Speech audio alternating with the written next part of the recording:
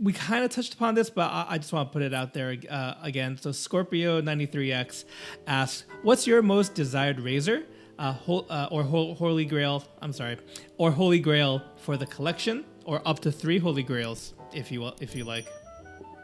Sure. I remember reading this one, and the one I can think of is.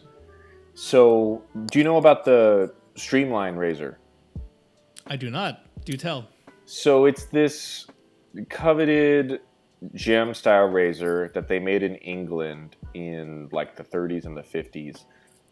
It's chrome, which is sort of makes it unique compared to the other razors that were, nickel or gold or brass or whatever. And they were sold in these different sets. Technically, Streamline was only the name of this sort of single streamlined case. Like it was like that's sort of where the name comes from.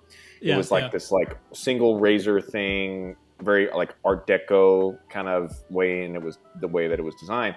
And so, of course, me and my vintage razor rabbit hole that we mentioned earlier, I set off to like collect all of the different versions of this razor. Oh my! And so I've successfully done that, except for one version. Okay. Which is the gem Streamline, and I say gem because technically this razor was made under Everready within the UK, but then the versions they sold to Australia were branded as gem. But as far as I know, they were made in the same factory. So it's literally just the fact that the razor says gem on the back of it, and then the case, this like Streamline case, it says gem on the front of it. So these are extremely difficult to find because they were only sold in the Australian market. So I have some of those razors that say gem on the back, but I don't have this particular version with that case. So if anybody has one, let me know. But they're really difficult to find, honestly. Wow. Okay, that really does sound like that you'll be hunting for that for forever. Yeah, for a little bit. Yeah.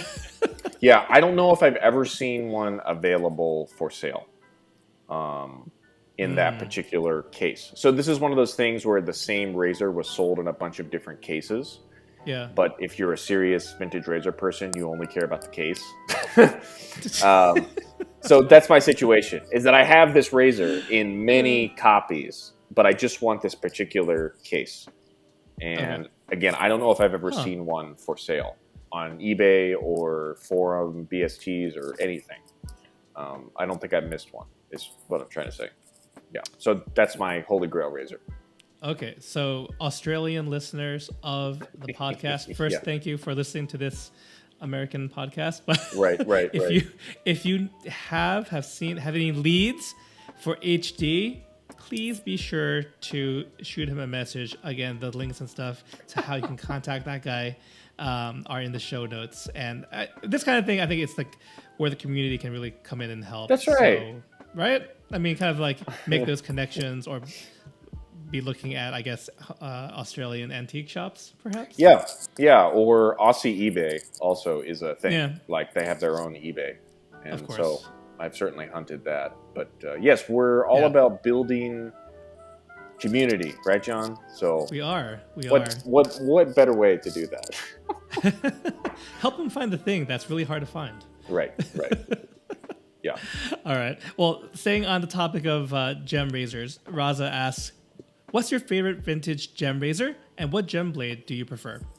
Oh, see, that's funny. I remember reading this, and I thought about the answer to the second question. Now I got to think about the first one. Can I answer the first one in 2 parts? Yeah.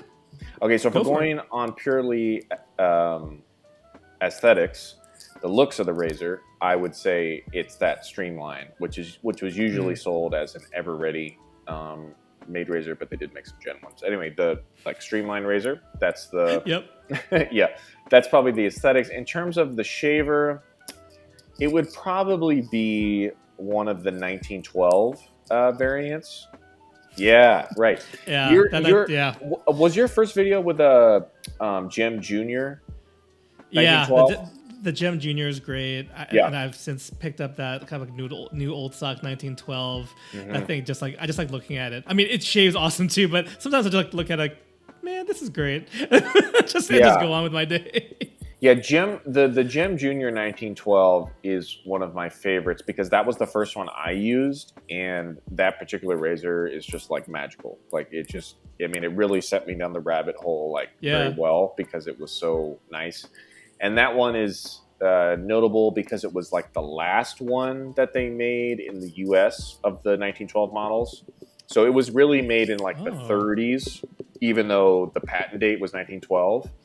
It was like one of the later models, and so I'm not sure what that means. My conspiracy theory is that they figured out how to make the razor better in those 20 years or whatever. Okay. But I really like Gem Juniors, and if you're in the US, you can get those for $5 on eBay, and so long as they're working properly in terms of the mechanics, that's, I mean, it's just like a no nonsense razor. I think it's great.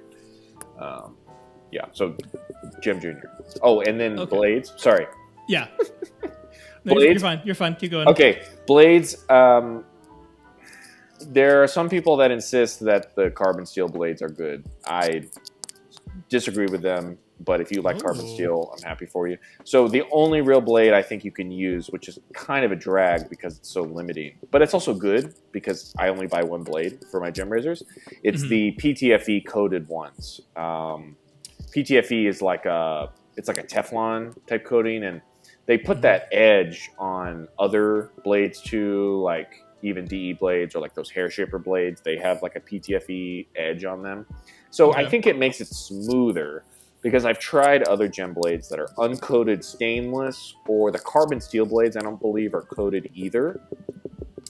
And it's just terrible. Like, I absolutely hate those blades. It just feels just extremely rough and not nice. So I really like the PTFE coated ones. They're still making them. They're not like out of print or anything. I think they're mostly used for like medical things. But you can get those on eBay, or you can buy them through your favorite like shaving vendor too, if you don't like, if you want to buy directly from like a shop. Right. But yeah, so the PTFE stainless blades are the ones that I recommend and tell everybody to start with. Yeah.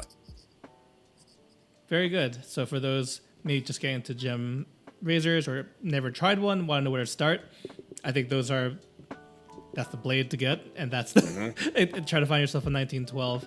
I meant to ask, 1912 and Gem Junior, are they necessarily the same thing, or it's just like there's overlap, or what's the deal there? So there was a razor called Gem Junior that was made before 1912 in the form of like a lather catcher, which were these like things that often took wedge blades and were sort of the predecessor to the 1912, which was the first like, I don't know. That's the one that people kind of start with when they're talking about like the history of like what we call gem razors.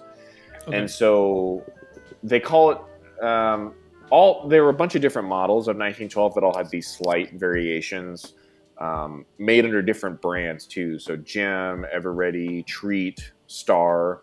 These were all razor brands, but they all basically made the same razor. There were just these subtle little differences, like in the way the safety bar looked or the handle that the razor was on.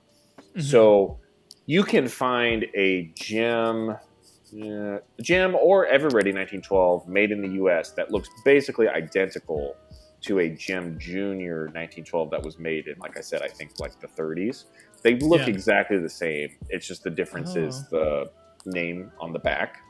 And again, maybe there are these slight differences in the geometry over the course of those 20 years, but again, I'm not like the guy looking at this under a microscope. It's just my hunch that the reason why I like the Gem Junior more is because it's later and maybe they made it slightly different. Maybe. Right. Possible improvements in the design. Correct. And whatnot. Okay. Yeah. Right. Thanks. I was just curious just because I haven't done a deep dive on, like all the background. Because I feel like the vintage Gillettes are talked about fairly, often when you're first starting out looking to vintage stuff. That's kind of like, try Super Speed, Fat Boy, right? Slim, etc. But more love for gem razors. So I don't know. Maybe hopefully you'll pique their interest. There you go. Hopefully. Our conversation. Yeah. They're cheap and they shave well. So if those two characteristics of a razor are important to you, I think it's an easy choice. However, if you're more interested in other things, I understand that too. But cheap, shaves well, get you a Gem Junior, some PTFE blades, you'll be golden. Yeah, and even if you've been doing wet shaving for a long time, it's a nice way to mix things up.